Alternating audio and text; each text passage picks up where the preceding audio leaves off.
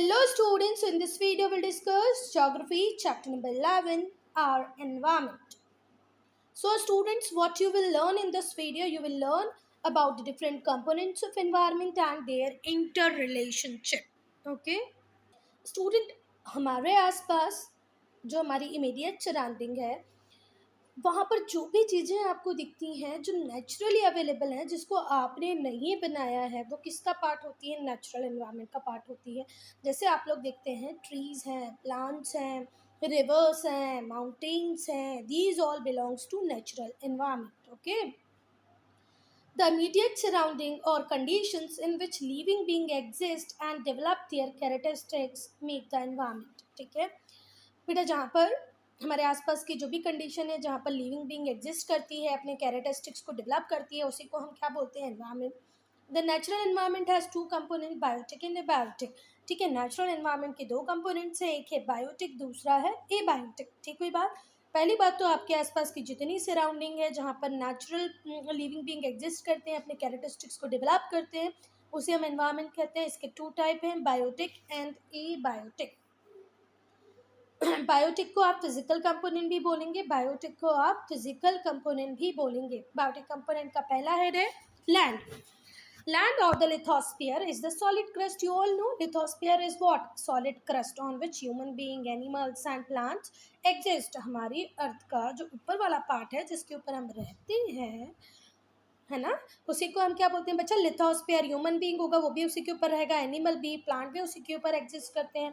It support plants and makes agriculture possible. ये plant को support करता है, एग्रीकल्चर पॉसिबल बनाता है हमारे लिए और हमें मिनरल की सप्लाई देता है। तो लैंड ऑल्सो कॉल्ड लिथोस्फीयर, ये क्या है? सॉलिड क्रस्ट है जिसके ऊपर हम लोग रहते हैं, एनिमल रहते हैं, प्लांट एग्जिस्ट करते हैं। ये हमें क्या क्या देता है स्टूडेंट? प्लांट को सपोर्ट देगा, हमारे लिए एग्रीकल्चर को पॉसिबल बनाएगा और मिनरल सप्लाई करेगा। ठीक है। सेकेंड है वाटर। वाटर को हम हाइड्रोस्फीयर भी बोलते हैं। Water on earth surface below it, या तो अर्थ के सरफेस पे, जैसे रिवर है तो रिवर अर्थ की सरफेस पे अवेलेबल है। पर अगर मैं बात करूं किसकी, वेल के अंदर जो वाटर होता है, तो वेल के अंदर जो वाटर होता है वो बिलो इट होता है ना। देखो, ये हमारे अर्थ का क्रस्ट है, तो अगर अर्थ के क्रस्ट पे यहाँ पर रिवर है तो बेटा ये सरफेस के ऊपर है। पर अगर मैं कोई वेल डिग करती हूँ तो वेल अर्थ के अंदर डिग किया जाता है। ठीक है बात।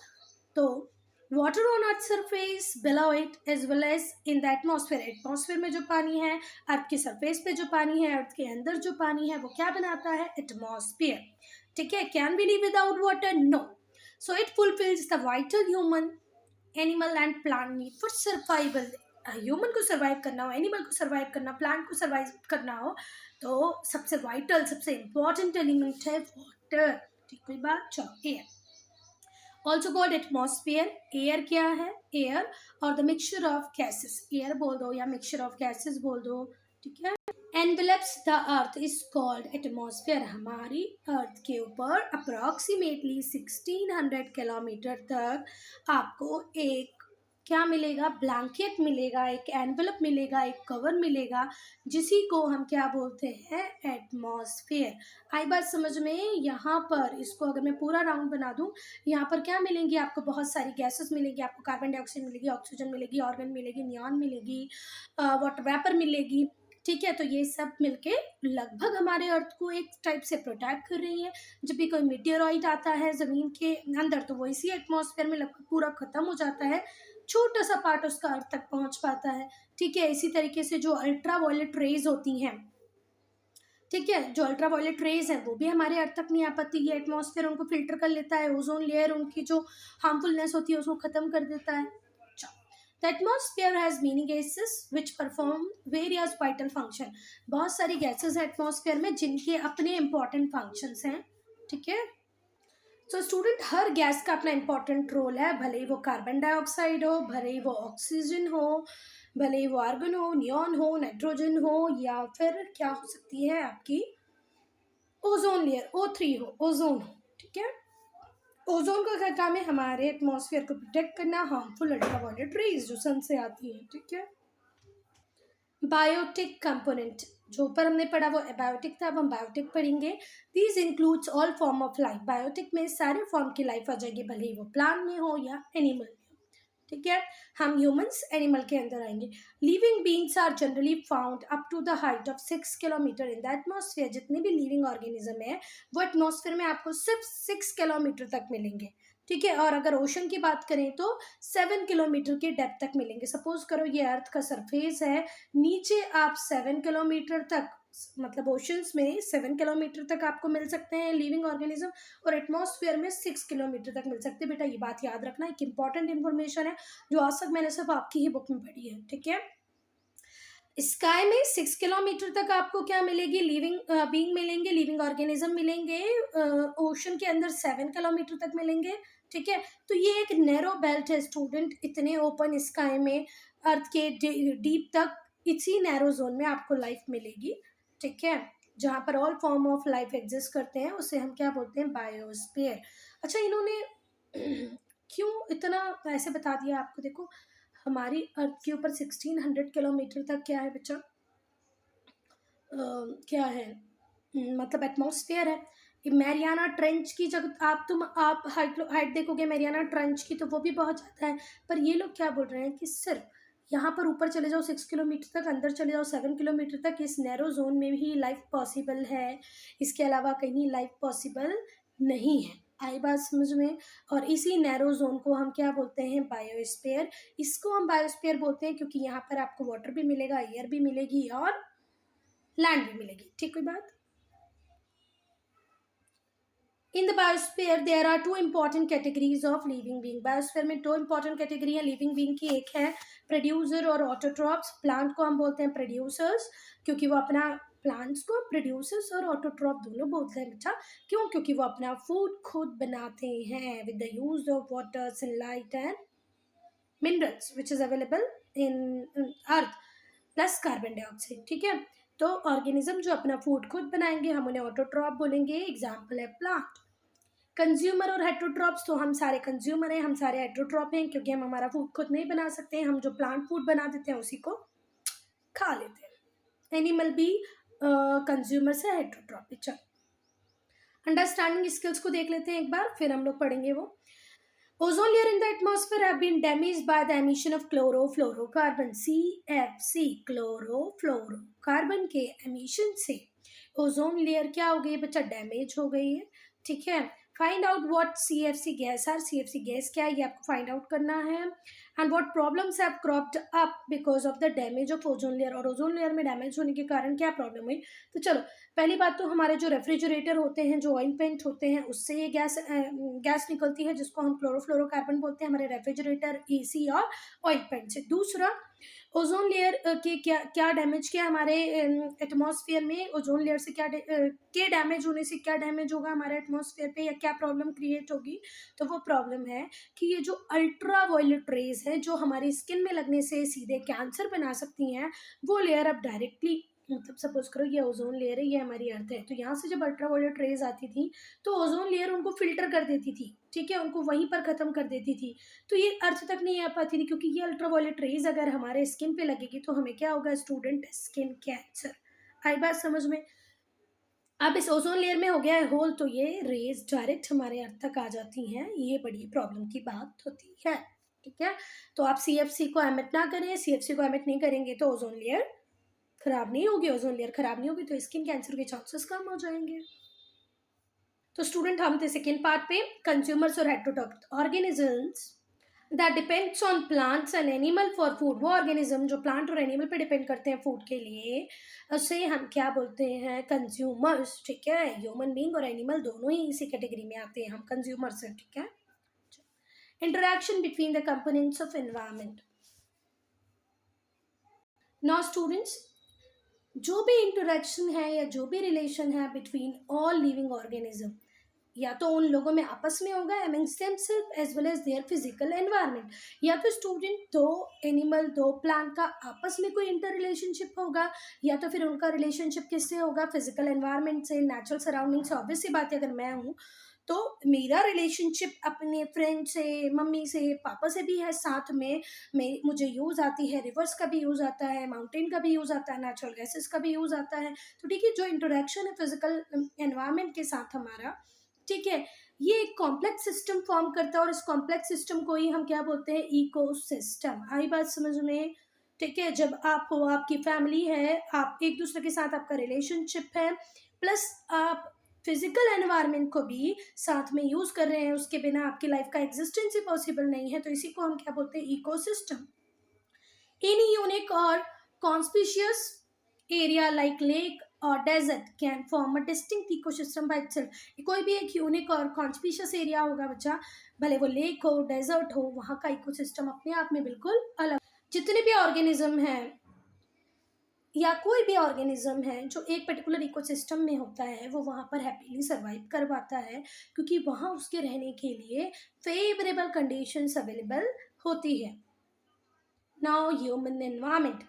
Human environment include all human creations and activities. हमारे द्वारा क्रिएट की गई सारे क्रिएशंस, सारी एक्टिविटीज़ मिलके क्या बनाती है, ह्यूमन एनवायरमेंट। ह्यूमन जो है वो कंटिन्यूसली एडप्ट कर रहा है अपनी फिजिकल एनवायरनमेंट के हिसाब से। स्टूडेंट, अगर आप लद्दाख जाएंगे, वहाँ बहुत ज़्यादा ठंडी होती है, तो वहाँ के लोगों ने अपने आप को अडॉप्ट कर लिया है उस ठंडी के अकॉर्डिंग। अगर आप इक्वेटोरियल फॉरेस्ट रीजन में जाएंगे जहाँ बहुत तेज गर्मी होती है, तो वहाँ के लोगों ने अपने आप को अडॉप्ट कर लिया है उस फिजिकल एनवायरनमेंट से। ठीक है, पहले कई बार लोगों को also affected it since the earliest time. Earliest time में हो सकता है कि हम उतनी अडेप्टेबिलिटी नहीं थी, हम लोग सर्वाइव नहीं कर पा रहे होंगे, पर नाउ हमने अपने आप को इस तरीके से बना लिया है कि हम मैक्सिमम टाइम तो अपने आप को क्या कर पाते हैं, अडेप्ट कर पाते हैं, मैनेज कर पाते हैं। In the past human needs were basic and simple. अगर पास्ट की बात करें तो ह्यूमन नीड्स बहुत बेसिक थी, बहुत सिंपल थी, तो ह्यूमन कभी भी एनवायरनमेंट को डिस्टर्ब नहीं करता था। पर over a period of time population increase हो गई, ह्यूमन नीड्स बढ़ने लग गई, तो हम हमारे एनवायरनमेंट को भी खराब करते चले गए। ठीक है, हमने हमारे एनवायरनमेंट को डिस्टर्ब करने का जो हमारा एरिया था उसको एक्सपांड कर लिया। अब हम हर तरीके से हमारे फिजिकल एनवायरनमेंट को अपने हिसाब से मैनिपुलेट करने की कोशिश करते हैं। फॉरेस्ट को हम क्लियर करते जा रहे हैं क्योंकि हमें एग्रीकल्चर के लिए लैंड चाहिए, लैंड एरिया अवेलेबल हो, क्योंकि हमारी पॉपुलेशन बढ़ गई है, ज़्यादा ज़मीन पे हमें खेती करनी है। हम न्यू टाउन्स बनाते जा रहे हैं, एनिमल्स को किल करते जा रहे हैं फॉर फूड। जो नॉन वेजिटेरियन लोग होते हैं, ठीक है, जो कि हमारी कंट्री का एक, हमारे अर्थ का एक बहुत बड़ा पार्ट है, वो एनिमल्स को किल कर रहे हैं फूड के लिए। All these activities had as adverse effect on environment. बेटा, ये जितनी भी एक्टिविटीज़ हम कर रहे हैं एनवायरनमेंट को डैमेज करने की, इसका एक बहुत एडवर्स इफेक्ट है, बहुत ख़राब इफेक्ट आएगा in long run. For example, many species of animal and birds have been extinct because of deforestation. क्योंकि आपने, डिफॉरेस्टेशन क्या होता है student? Cutting of trees on a massive scale. Cutting of trees on a massive scale is called deforestation. आपने पेड़ों को इस हद तक काट दिया है कि बहुत सारे एनिमल, बहुत सारे बर्ड जो उस ट्री पे, उस प्लांट पे, उस जंगल पे रिलाई करते थे, बेस करते थे, क्योंकि अब जंगल ही नहीं है तो ये एनिमल और बर्ड एक्सटिंक्ट हो गए हैं। किसकी वजह से? हम ह्यूमंस की वजह से। डिफॉरेस्टेशन ने कार्बन डाइऑक्साइड के को भी हमारे एनवायरनमेंट में बढ़ा दिया है, जिससे कि ग्लोबल वार्मिंग होगी। जितनी ज़्यादा ट्रीज होंगे वो उतनी ज़्यादा कार्बन डाइऑक्साइड को ऑब्जॉर्व करेंगे, और जो हमारा अर्थ जो कंटिन्यूसली वार्म हो रहा है वो वार्म होना बंद कर देगा।